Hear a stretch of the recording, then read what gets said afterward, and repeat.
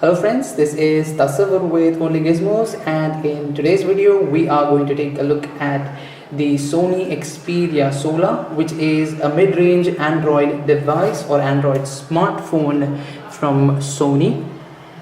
So let us go ahead and take a look at the physical design of the Xperia Sola first. Taking a look at the front of the device, on the top you have the call speaker, and right next to it are the various sensors, which would include the gravity accelerometer and the proximity sensor. Right below it you have a 3.7-inch LED backlit LCD display, which has a resolution of 480 by 854, and it has a pixel density of 265 pixels per inch.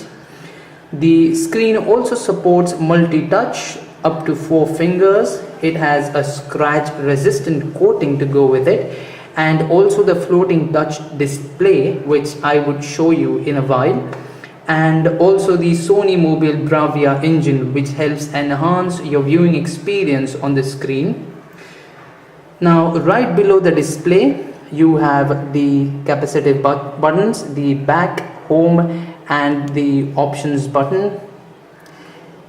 So it has an interesting design on the front with the screen and the capacitive buttons ending right here, but the below part is an additional part which cannot be removed and has an Xperia branding on it. Now taking a look at the left hand side of the device, you have the power or the lock screen button, which is an interesting choice considering that it's usually either on the top or the right hand side of the device. So let us go ahead and take a look at then what is on the right hand side, which looks quite busy with an micro USB port, which is used for charging as well as data transfer. Right below it is the volume control keys, and right next to it is the dedicated camera shutter key. So it's a good thing that the device has a dedicated camera button, which we have seen is lacking in the smartphone, mid-range smartphone devices like the the Defy XT. Now taking a look at the top of the device, you just have a 3.5mm audio jack for your earphones. Moving on to the back of the device, you have a 5-megapixel camera along with an LED flash with the noise cancellation mic located right next to it. And right at the bottom you have the speakers. So overall the device feels pretty light in the hand, and also it is very comfortable to hold the device, and the overall looks of the phone are quite different. It's not really usually you do not see such handsets. At the same time, it has on the back, it is brightly colored as you can see, and it has a nail paint like matte finish. Overall we like how the phone looks. It certainly is different from the traditional candy bar phones that you usually get in the market. Now moving on from the physical design of the device, let us move on to the OS, which is Android 2.3.7, that is Gingerbread. So we loved the customization that Sony has brought on board.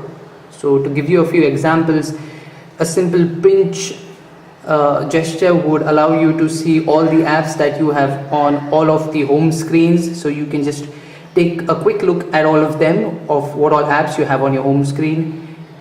Besides, when you go to your apps, there are some interesting options here.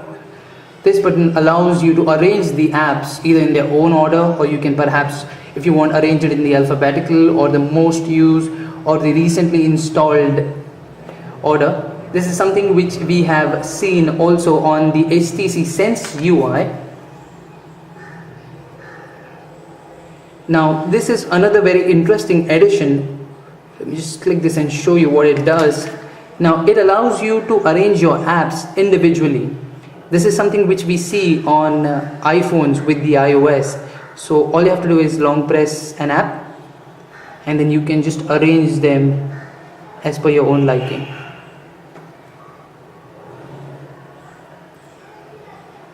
and we overall liked the finishing and the way it works with live weather widget as well. So overall the phone works pretty smoothly. We did not see any lag. Talking about the internals of the device, it has an 8 GB internal memory, of which only 5 GB is accessible to the user, and it has a 512 MB RAM. Besides, the phone has a Nova Thor U8500 chipset, and it has a 1 GHz Cortex-A9 processor along with a Mali 400 GPU. So all of these specs combine to give you a lag-free, smooth, fluid experience on the Gingerbread UI.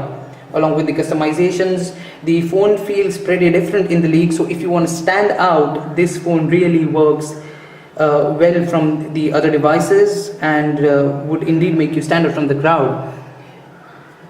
And let me just show you the media options here. The music player is pretty neat and simple to use with easy controls. There is options for equalizers.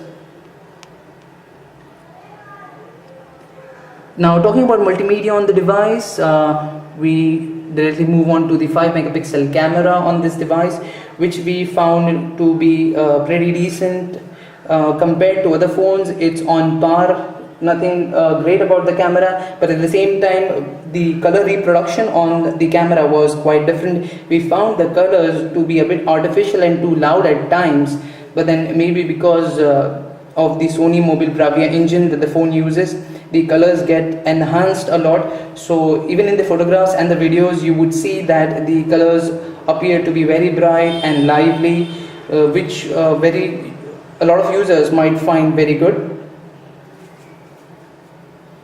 And the other interesting thing on the phone regarding the camera is that it has a 3D camera option, which allows you to take different shots, 3D sweep panorama.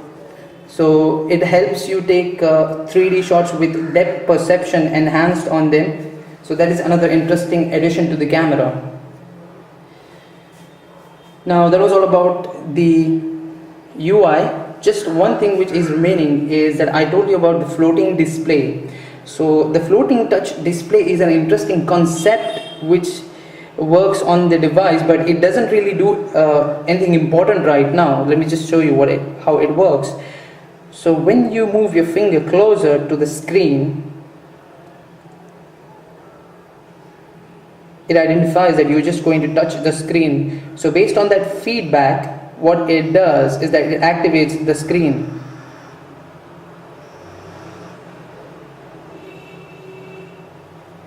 So Sony is going to make the API of the floating touch display available to the developers, which would help bring some interesting apps to the phone. But for now, the floating touch is purely academic, and it is something that just you can use to show off to your friends.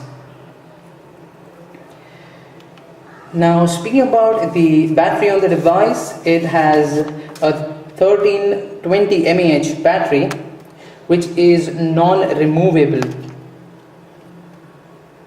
as you can see right here. Now, it's very interesting to note that Sony has gone ahead with such a low mAh battery in a smartphone device with Android 2.3.7, and whatever we've used, we found that it just gave us a battery backup of around 6 hours, which is at least 2 hours less from the average battery life you have on other smartphones. So that is just one thing we found a bit lacking on the device.